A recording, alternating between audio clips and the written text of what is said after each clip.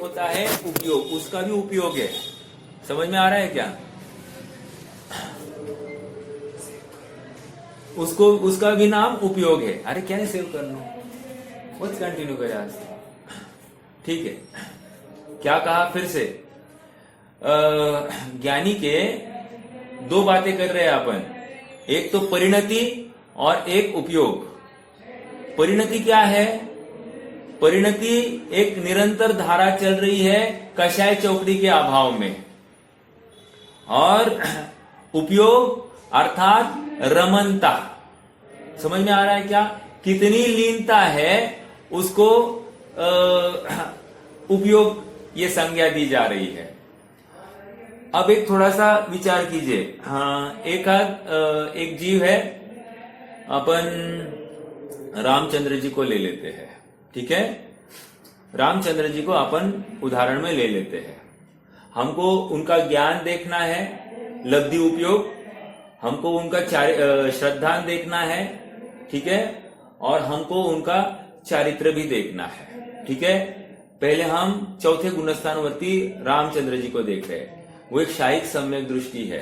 Okay, अर्थात श्रद्धान में ऐसी प्रतीति है कि पर द्रव्य में परत्व और स्वद्रव्य में स्वत्व, अर्थात पर को जानते भी होंगे लेकिन पर में परत्व ही स्थापित हो रहा है, ये मैं नहीं। ऐसा एक कंटिन्यूअस अंतरंग में एक धारा चलती है जिसको हम कह रहे हैं श्रद्धान, फेथ कह रहे हैं।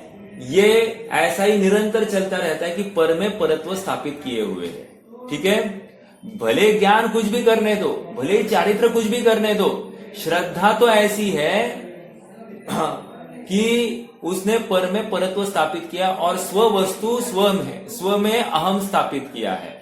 अर्थात जितना आत्मा है उसमें ही अहम स्थापित किया है।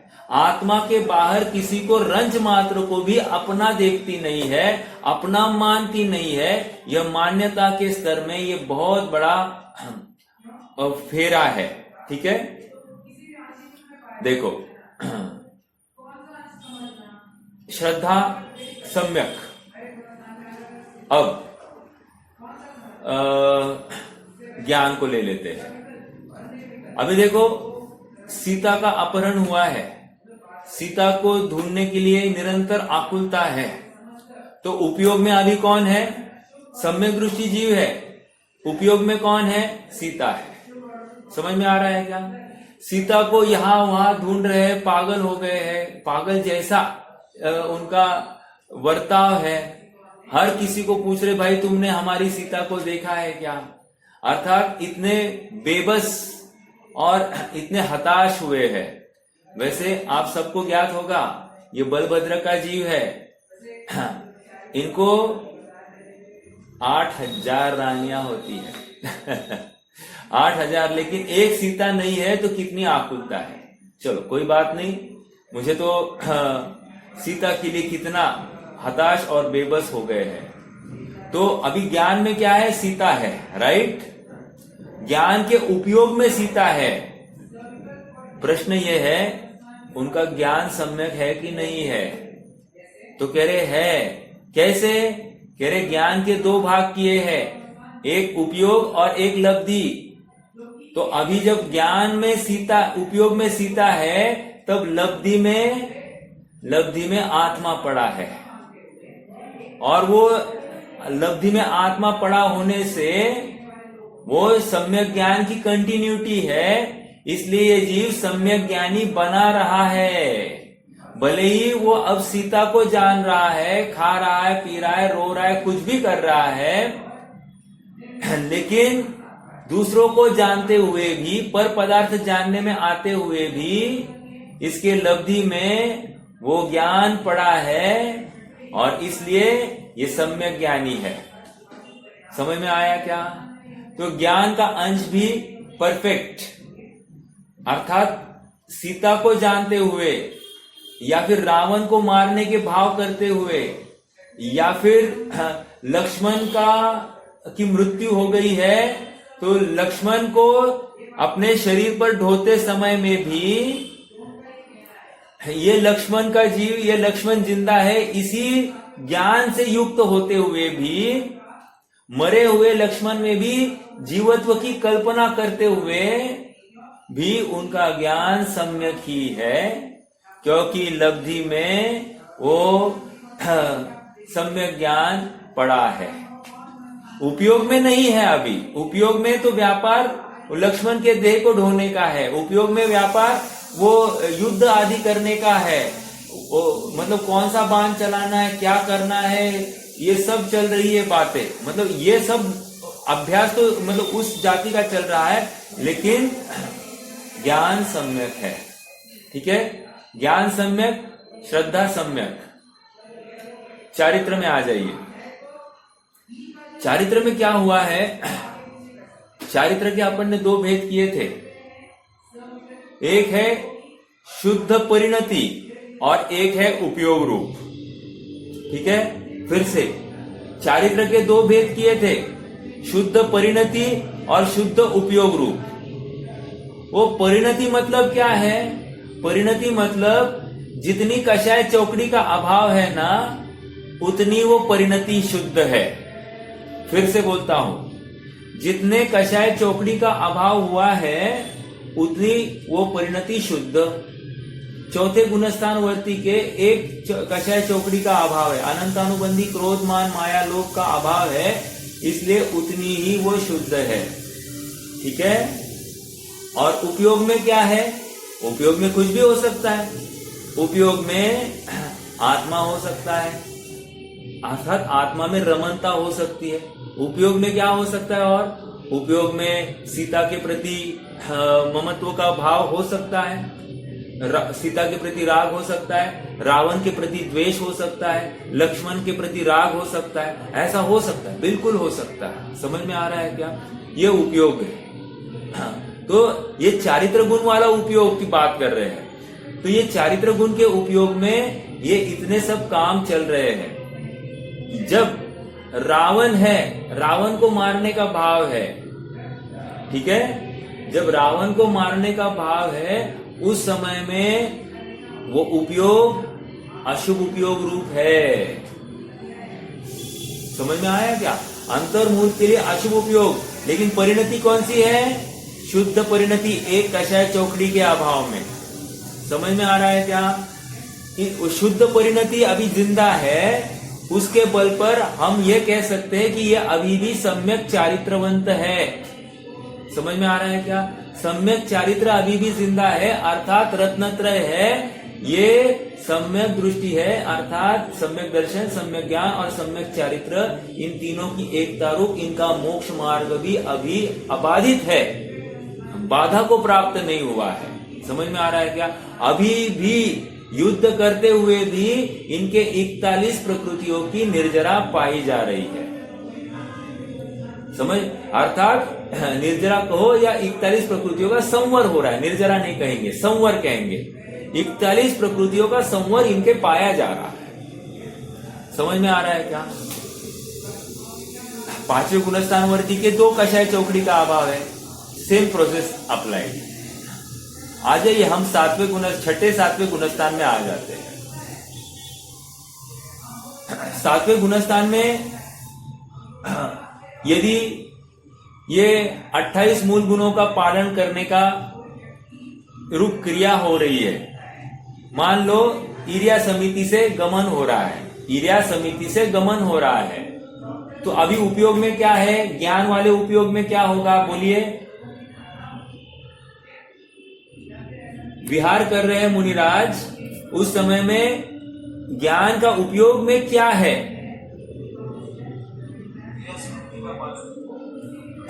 अर्थात 4 हाथ जमीन देखकर चलना, राइट, अर्थात 4 हाथ जमीन में कोई जीव तो नहीं है, फिर 25 हाथ की दूर की जमीन क्षेत्र देखना, और फिर धीरे धीरे आगे गमन करना, अर्थात डायरेक्शन देना। ये हो गया ज्ञान उपयोग। लेकिन ज्ञान की लब्धि में क्या पड़ा है, ज्ञान की लब्धि में पड़ा है शुद्धात्मा। समझ में आया, तो ये सम्यक ज्ञान अबाधित। श्रद्धान की तो बात वो है ही नहीं, श्रद्धान तो अबाधित ही है, चाहे वो क्षाय श्रमिक हो चाहे शायिक हो, कोई भी हो, कोई प्रॉब्लम नहीं। आइए चारित्र में, चारित्र के दो भेद करने हैं। शुद्ध परिणति, शुद्ध परिणति कितने कषाय चौकड़ी के अभाव में है? अभी 3 कषाय चौकड़ी के अभाव में वो स्थिरता, वो शुद्ध परिणति है। और इस स्थिरता के बल पर क्या हो रही है? निर्जरा हो रही है। इस कषाय चौकड़ी के अभाव के बल पर संवर हो रहा है, निर्जरा हो रही है। फिर उपयोग का क्या काम? अब उपयोग में क्या है? शुभ भाव या शुभोपयोग हो रहा है, राइट। 28 मूल गुणों का पालन करना क्या है? शुभ उपयोग है ना। सहचर रूप है, लेकिन शुद्ध भाव नहीं होने से या शुद्ध उपयोग नहीं होने से वो तो संसार का कारण ही है। तो ये शुभ राग है, शुभ भाव है, शुभोपयोग है, ये तो संसार का ही कारण है।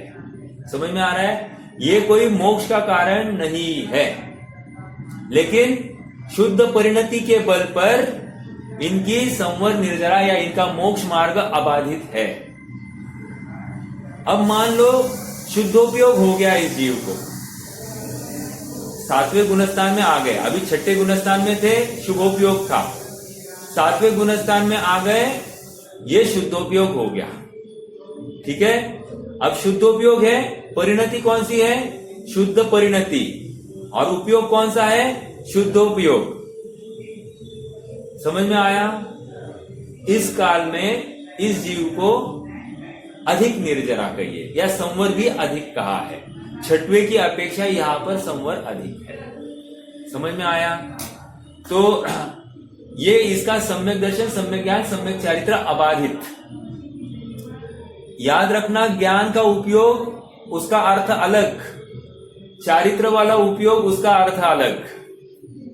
व्यापार में जो है, चारित्र के व्यापार में 2 है, परिणति और उपयोग। दोनों के बल पर उनको निर्जरा हो रही है, लेकिन शुद्धोपयोग को लेकर कोई एक्स्ट्रा कुछ होने वाला ऐसा नहीं है। 4थे 5वें में तो कुछ एक्स्ट्रा होता नहीं है, लेकिन 7वें में थोड़ा बहुत एक्स्ट्रा होता है, थोड़ा बहुत एक्स्ट्रा होता है। और याद रखना, 8वें में भी जो एक्स्ट्रा हो रहा है इस शुद्धोपयोग के बल पर, 9वें में भी जो कुछ एक्स्ट्रा हो रहा है इस शुद्धोपयोग के बल पर, ओके। 10वें में भी जो हो रहा है इस शुद्धोपयोग के बल पर, 12वें में भी जो कुछ हुआ है शुद्धोपयोग के बल पर हुआ है। समझ में आया? और 13वें गुणस्थान में वो फल है, फल। समझ में आया? वो शुद्धोपयोग का साक्षात फल 13वां 14वां गुणस्थान। समझ में आ रहा है क्या? तो ये इतनी प्रोसेस यहां पर समझनी चाहिए। ठीक है, तो ये शुभोपयोग, अशुभ उपयोग और शुद्धोपयोग, इसमें अपने को कोई भी अब भ्रांति होनी नहीं चाहिए। इन शॉर्ट, दर्शन, ज्ञान, दर्शन और चारित्र के 5 भेद कीजिए। वर्तमान ज्ञान, दर्शन, चारित्र की जो पर्याय है इसके 5 भेद करने हैं। ज्ञान के 2 भेद, ज्ञान के 2 भेद, ठीक है, श्रद्धा का 1 भेद और चारित्र के 2 भेद। ऐसे टोटल ज्ञान, दर्शन और चारित्र की पर्याय के 5 भेद कीजिए और फिर वस्तु का निर्णय कीजिए। आपको अब कोई भी तकलीफ नहीं दिखेगी। अर्थात कोई जीव सम्यक दृष्टि है और वो कषाय भी कर रहा है तो हमको तकलीफ नहीं होगी। कोई सम्यक दृष्टि मुनि है और संगस्त मुनि को वे ताड़ना दे रहे हैं, तीव्र क्रोध से युक्त दिखाई दे रहे हैं, फिर भी हमको उनका भाव अशुभ भाव होगा कदाचित या शुभ भाव होगा, लेकिन वो सम्यक्त्व से या शुद्ध परिणति से पतित नहीं है, ये हमको विश्वास हो जाएगा। समझ में आ रहा है क्या? यही इन्हीं पैरामीटर्स के बल पर हमको किसी शुद्धोपयोगी या फिर सम्यक दृष्टि को देखना है, उसका चारित्र देखना है। समझ में आ रहा है क्या? हाँ जी। अब इस 14वीं गाथा में आ जाइए। 14वीं गाथा में यह बताया जा रहा है कि वो शुद्धोपयोग क्या है, कह रहे वीतराग भाव है एक। दूसरा और क्या है, कह रहे सुख दुख में समता है, अर्थात सुख में इष्टता और दुख में अनिष्टता ऐसा नहीं है, साम्य भाव है। समसत्व क्या है, सभी जीव मात्र में समता भाव है, बंधु भाव है। समझ में आ रहा है क्या? अर्थात अर्घावतारण असि प्रहारण में सदा समता धरण। समता अर्थात कोई वहां पर तलवार भी चला रहा है और कोई अर्घ उतार रहा है, तो भी साम्य भाव है। ये साम्य भाव का बल कहां से आया है? एक अकशाई आत्मा का आश्रय है। वो आत्मा की सन्मुखता, आत्मा का बहुमान ही ये अकशाय भाव का द्योतक है। समझ में आ रहा है क्या? नहीं तो अज्ञानी को क्या होगा, अर्घ उतारने में महंतपना दिखाई देता है, निंदा में दीनता दिखाई देती है, और ज्ञानी के ऐसा कभी भी होता नहीं है, क्योंकि आत्मा का आलंबन इस जीव ने कर लिया है। आत्म वस्तु का बहुमान जिसे आ गया है, उसको पर आश्रित संयोगों में हीनादिकता सुख दुख का कारण बनती नहीं है। इसलिए एक छंद में आया है, प्रतिकूल संयोगों में क्रोधित होकर संसार बढ़ाया है। यह अज्ञानी का लक्ष्य है। दूसरी बात अभी, अनुकूल संयोगों में हर्षित होकर संसार बढ़ाया है, ये भी अज्ञानी का लक्ष्य है। समझ में आ रहा है क्या? और ज्ञानी का सुख और दुख दोनों संयोगों में साम्य भाव या फिर उपेक्षा भाव, और एक आत्मा के प्रति रुचि भाव, रति भाव, आत्मा के प्रति यही साम्य भाव है। समझ में आ रहा है क्या? ज्ञानी जानते नहीं है ऐसा नहीं, जानकर वे अपने उपयोग को वहां से हटाकर आत्मा सन्मुख कर लेते हैं। समझ में आ रहा है क्या? एक बात, और जानने पर इष्ट अनिष्ट भाव नहीं होता है, तत्व निर्णय करना चालू करते। देखो देखो, जैसे गज सुकुमार मुनि है, राइट? गज सुकुमार मुनि ये कृष्ण के भाई है। अब ये क्या है, आज एक लड़की को देख लिया, कह रहे I can't live love at first sight, मैं इसके बिना जी नहीं सकता, अशुभ उपयोग। समझ में आ रहा है क्या? कितना तीव्र वहां पर परिणति की। अभी शादी करने के भाव, बस लड़की को देखा और शादी करने के भाव, फाइनल भी कर दिया है, लड़की फाइनल भी हो गई है और शादी भी तय हो गई है। बस अब खुश हुए हैं, गए हैं नेमिनाथ भगवान के समोशरण में, पहुंच गए समोशरण में, जिनदेशना सुन ली, ऐसा आत्म तत्व के प्रति बहुमान आ गया, लड़की के प्रति राग टूट गया, और आत्म वस्तु इतनी हावी हो गई। अब कौन लड़की और कौन ससुर और कौन भाई और कौन पिता और कौन माता और कौन शादी, सब कुछ भूल गए हैं। पर्याय दृष्टि हट ही गई है, स्वभाव दृष्टि जागृत हो गई है, आत्मा का बहुमान आ गया है, निज चैतन्य रस का बहुमान जिसको आ जाता है, बाहर के सभी सभी चीजें छोड़नी नहीं पड़ती, छूट जाती है। समझ में आ रहा है क्या? ऐसा सहज ही उसको अपने आत्म वस्तु का बहुमान आ गया, फिर वो अब किसको गिन रहा है? यश अपयश को गिनता नहीं है, लोग क्या कहेंगे इस भय से वो बिल्कुल कंपित नहीं हुआ है। लोग मेरे ऊपर उपसर करेंगे, डंडे मारेंगे, पत्थर फेंकेंगे, डरता नहीं है। समझ में आ रहा है क्या? कितना बहुमान, वो जादू देखो, वो महिमा देखो, वो महिमावंत पदार्थ की, कि उनको अब बाहर की कोई भी प्रतिकूलता भाषित ही नहीं होती है, बाहर की कोई भी अपने प्रति उपेक्षा, उसको उपेक्षा भाषित ही नहीं होती है, और ये अपने स्वभाव सन्मुख हो गए, स्वभाव सन्मुख हो गए हैं। और उतने में उनके होने वाले ससुर ने देख लिया, अरे धन्य है मुनिराज की, धन्य है मुनिराज की। वो सोमिल ब्राह्मण गाते जा रहा है, धन्य है, धन्य है, धन्य है। और देखता तो क्या है, अरे ये तो मेरा दामाद है, इसने मुझे बर्बाद कर दिया, मेरी लड़की का जीवन इसने नष्ट कर दिया। बस इस बुद्धि से वो ग्रसित हो गया और उसने वहीं पर पड़ी हुई जलती हुई लकड़ी की पाल उनके माथे पर रख दी। माथे पर रख दी तो उनके ज्ञान का गेय नहीं बना होगा, ज्ञान का गेय बन गया। बनते हुए भी भेद विज्ञान की तरफ चिंतन चल रहा है। चिंतन विकल्प है, अभी भी शुभ भाव है, शुभोपयोग है। पद द्रव्य मुझे कुछ भी सुखी दुखी करने में समर्थ नहीं। मेरा चैतन्य आत्मा जब तक है, मेरा सुख अंदर से ही आएगा। और दुख जितना भी है पर का आश्रय लिया है इसलिए है, लेकिन पर तो मेरा है ही नहीं, तीन काल में मेरा हो सकता नहीं। ऐसे विकल्प से इतनी शुद्ध भाव की अपनी आत्म वस्तु की महिमा आ गई, आत्मा में लीन हो गए। और ऐसे लीन हो गए, शुद्ध भाव में आ गए।